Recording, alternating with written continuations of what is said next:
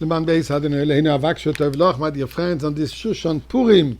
First of all, we could still say L'chaim again. L'chaim, we should, the Shushan Purim, the Rebbe calls it Purim Yerushalayim, we should all celebrate today with Mashiach in Yerushalayim, and obviously with Mordechai and Esther, and all the characters that are part of this amazing, amazing story. Our story, the Purim story is our story, the story of the Jewish survival, with the ultimate result, Mashiach. A lot of action on Purim. Distributing throughout the world Chabad, millions of Mishloach bonus packages. Who knows how many, hundreds of thousands of times the Megilah was read, and so on and so forth. But there's a few stories that sometimes are a little outstanding. So first let's give tzedakah, and let's pray for the well-being of all our brothers and sisters all over the world. And our hostages should all come back safe, alive, healthy, well. And the soldiers should already finish off their battle, eradicate Amalek, and celebrate Shushan Purim in Yerushalayim. So as I said, some stories are kind of outstanding. They're all equal, but some are more equal than the others, as the communists used to say.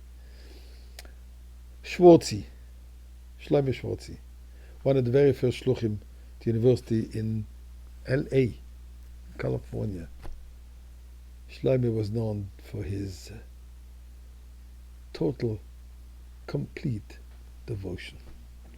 Purim, he organized an event on campus, Megilah reading, party, but unfortunately everybody was too busy. He calls in students, please come, I'm sorry Rabbi, I'm too busy.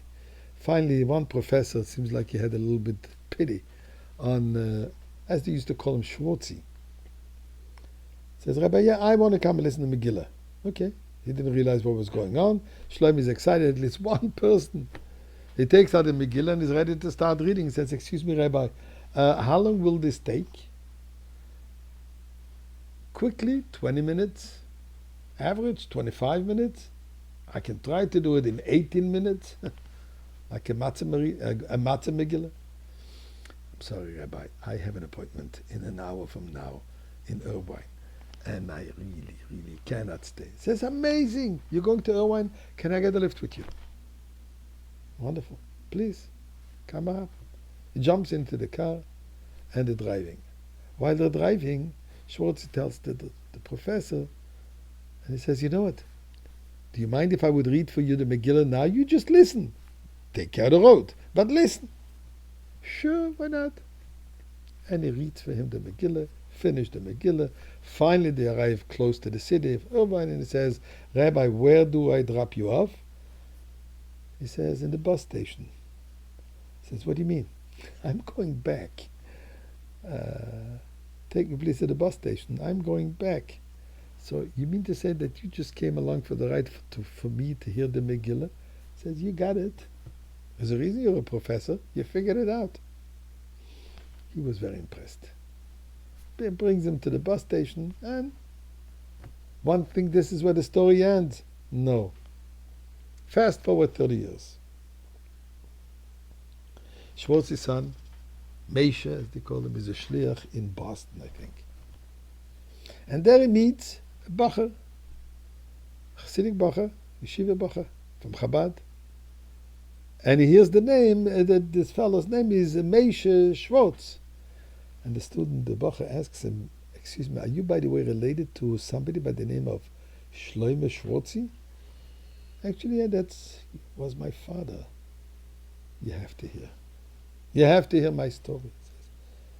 Grew up in a secular home, completely secular. But at a certain age, I started feeling a need of meaning and purpose in life. And I started getting involved in Yiddishkeit, in Judaism. And I decided college is not for me. I want to go to yeshiva. My parents hit the roof. What kind of career is this going to be?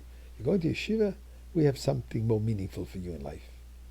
Anyway, I'm stubborn, so are they, and the decision was we're going to call a family meeting.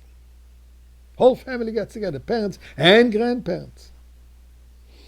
My grandfather retired professor at university, was sitting and quietly listening, and he doesn't give an opinion. At the end, everybody turns to him, what do you think? Which yeshiva are you planning on going? So he says, I want to go to Chabad Lubavitch Yeshiva. Chabad Yeshiva, you have my blessing. You? Secular as they come? And he recounted his story. How a rabbi took 3 hours of his time just for me to hear the Megilah, to do one mitzvah. These people have a tremendous sense of value. Go, my son. Go, my son. One mitzvah. Save the life.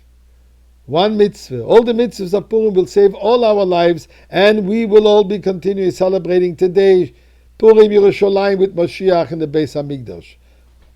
L'chaim, my friends.